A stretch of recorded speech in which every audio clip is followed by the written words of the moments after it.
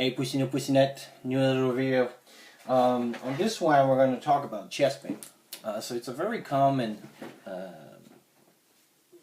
complaint, and a very hard one. That's where you kind of need a lot of your knowledge and your assessment skills to assess chest pain, because some of the things that create chest pain are pretty severe and can be deadly, and some others also will be non so severe, but they can almost show up the same way. It's pretty hard to make the difference between both of them.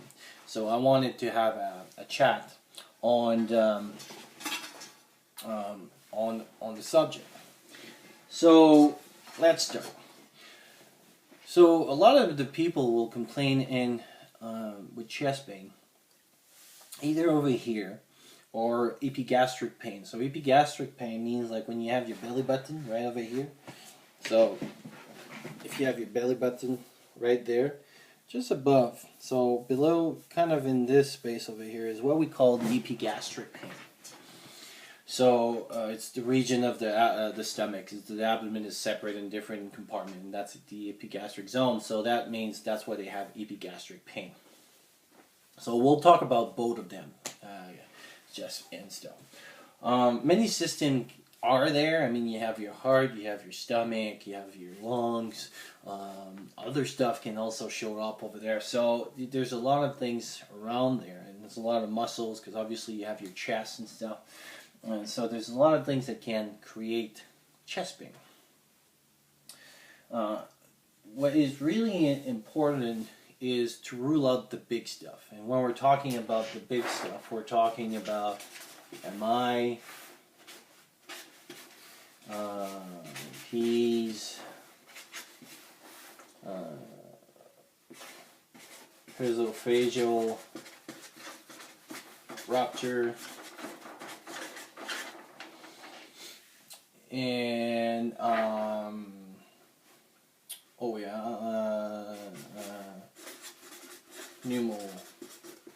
Pneumothorax, and we won't talk about the trauma one because we already mentioned it in another video. And in this case, we'll talk more about spontaneous.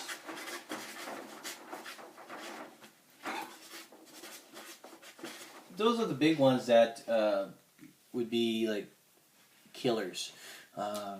I mean, if you have those, it could be very damageable.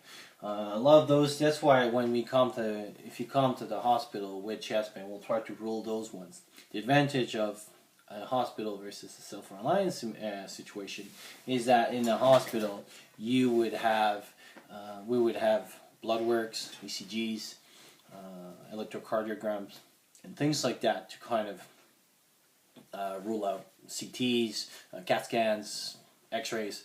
While in self-reliance medicine, then you don't have all those tools, so then you rely on just your story. So we'll try to give a little bit of tip points, and I'm working on again that schematic approach to chest pain.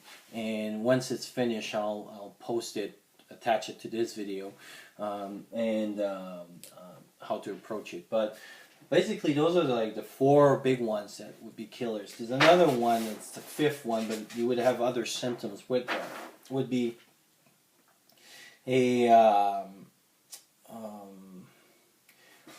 GI bleeds would be another one that you could maybe have, and sixth would be a big pneumonia. But then the pneumonia that brings her more in the killer category would be if you have sepsis, and the GI bleed is if it's massive. And again, you would have other signs than just a chest pain. I mean, at this point, we're not just losing blood and everything. And when we talk about, when I did my update, we were talking about investigation. The GI bleed section will kind of help, because there would be ways that you could lose blood without even noticing over a month or 2 month period, and have this pain. We'll talk a little bit more about it, but with some of the investigation, a quick test that you could do, you could kind of have an idea of what's going on and what you need to do about it. So MI, so myocardial infarctor, or what people call heart attacks. And so basically what it is that our muscle, our heart is a muscle. And like any muscle, it needs blood to function. And at some reason, for vasospasm or the blockage or for different reason, the blood doesn't supply very enough, and you'll have pain because you're losing a muscle. So it's a little bit the same thing as the pain that when you go running and your legs start to hurt is because there's they go into an anaerobic state, and that's what hurts. Well, the chest pain that a lot of people have are caused because of this, because the muscle, as it doesn't have enough oxygen, is crying for, and it shows by pain. The problem with this is that the typical thing that they always tell you, and if you ever did a course on CPR and everything, which is a good thing, they'll say, you know, chest pain over here, radiating to the left arm, going to the neck and everything. And it is true in a lot of cases, like maybe 80% of the time. But a lot of people like diabetics, women's, and even elderly people, they don't show up with the typical sign and symptoms. So it becomes very hard. Sometimes, you know, they'll just have almost like a tickle in their little lobe, and we do an ECG, and they're having a big MI, and they don't feel right. So even we're talking about chest pain. Keep it wide, especially for a heart attack, if they have any suspicion of this. The three questions that you can really ask about about MIs that makes it very suspicious of a heart attack is that it's a chest pain that either they created with exercise, so it's worse with exercise. So if they're climbing stairs or something, the pain is worse. So that's one of the big ones. The second, it doesn't last a few seconds. It's minutes to hours. If it just say, oh, I got this pain, and it lasts for a few seconds, very unlikely that it's heart. Doesn't mean that it's not, but it's very unlikely that it is. It's mostly a pain that will last for a few minutes at least, or it gets better with rest. The other ones too is that they'll have other symptoms: nausea, they'll get flush, they'll be diphoretics, meaning that they'll feel like all sweaty. So if you have those three, you're pretty much sure that you have either an angina attack or MI, so myocardial infarction. What is the difference? Well, an angina means that there's not enough oxygen to it, but the flow is not totally cut, so there's still some blood going into it. And an MI is that there's no more blood. There's a blockage for whatever reason, and the muscle is actually dying. You'll see some signs on your change in ECGs if the muscle part is big enough. So this is the difference between that. So if you have anyone that has nitro and they do have this pain and they have like those three characteristics, you can try to give a little bit of the nitro and everything, and we won't get too much into the treatments because I mean it means more. I would like more you guys read about it. It's more here how to diagnose those things than how to treat them. So heart attack. I mean, if you look at the history of it, in the 60s when we didn't have like cardiac units and things like that, people used to die of simple heart attack, which now they live pretty good. And the reason is that basically we have a muscle that's like this, and basically it contracts and move like this, and it's pretty good, and the blood goes out. When you have a heart attack, part of it, let's say this part here, is dead. So now this part will stay still, and then only this one. So this one is not moving. So it doesn't push as hard as when you had this energy.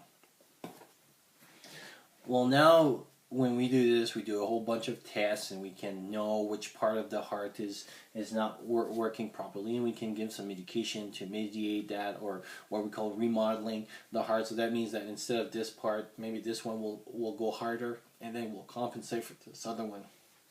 But in the self-reliance medicine, in the self-reliance situation, you wouldn't have all those tests. You wouldn't be able to do all that stuff.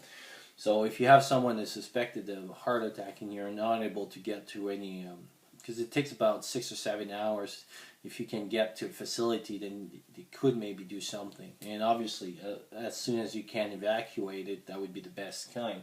But the best way that you could do it is give the aspirin to prevent any further damage, and decrease the number of exercise that you can do, and try to do your best until you can get to the facility so they can do other stuff. PE would be a pulmonary embolism, so that means that it's a little clot. So all our blood goes through the lungs, obviously, to be oxygenated. Well, if I have a little clot on my venous side, what will happen is that little clot will kind of go around, and then as our vessels get smaller and smaller, that little clot that was traveling pretty well will get to a place and will block. And that will create that pain. So then it will be a pain that is very sharp, very, like they can say almost like it's right here. There'll be shorter breath. Heart rate a lot of the time is elevated. And it's called a pulmonary embolism. So the embolism is that little clot, and it's in the lungs, so pulmonary. And with those ones, it depends on the size. If they're very big, I mean, you can lose like a lot of the lungs and everything, and those people, there's not much you will be able to do in the self-reliance medicine situation. But other situation, then you could probably treat them. So that would be another one to kind of check out. The esophageal rupture, a lot of time it's associated with a history of vomiting a lot, and basically what happened is that they vomit to a point that where the tube where food goes to her stomach literally almost like rupture. So now you have you can have like or trachea, so you have a rupture over there, and basically you got a lot of pain, and obviously food will become an issue and stuff. So that's another one that it's a big deal. Spontaneous pneumothorax is basically a lot of people that are high and that are tall, that are very thin, and basically they'll cough, and one of their lungs will, some of the structure of it will kind of create a hole, and then suddenly they will have chest pain, and they'll be associated with shortness of breath and all. GI bleed is because a lot of time we'll feel ulcer, and it's back to that epigastric pain. So if they have an ulcer in the stomach, sometimes they'll feel it, because every time that the acidity goes high in the stomach, they'll feel that pain right there, and you'll have bleeding with that, and you can lose trickle of little blood on a long period of time. Sometimes can create some anemia, so that means that they have low hemoglobin. But massive GI bleed, usually you'll see blood coming out either one end or the other. Pneumonia, sometimes because of where it can be, you can feel like the same thing as chest pain. And really the problem with pneumonia, especially in self-reliance medicine, where you don't have all the medication to treat them or treat them properly, is that it can go up to a sepsis. So if they have a pneumonia that is so severe that they have that kind of pain over here, then you can go into a condition of sepsis, meaning that you have your immune system is overwhelmed by the infection that you have.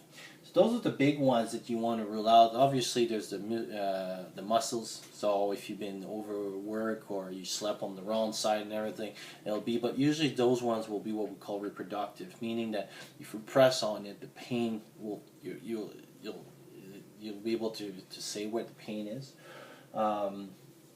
So those ones are more muscle related. So if you look at this, basically when you talk about chest pain, you have cardiac issues, you got respiratory issues, and so the cardiac is, like I was saying, they're very specific on the type of pain comes with the exercise and stuff. The respiratory ones, so like pneumonia, pneumothorax, PE, will be more associated with some kind of shortness of breath, although MI sometimes can have as well, especially if they have CHF or other issues, so cardiac heart failures. They'll be short of breath, but usually they'll have the other component of it. And then it can be related also for your gastric system, so esophageal rapid or ulcers and the GI bleed. So usually those are the three big systems that will be affected with your chest pain. And obviously you have all the broken ribs and all that stuff that can also create a chest pain. Anyway, I hope that was helpful, and we'll talk to you soon.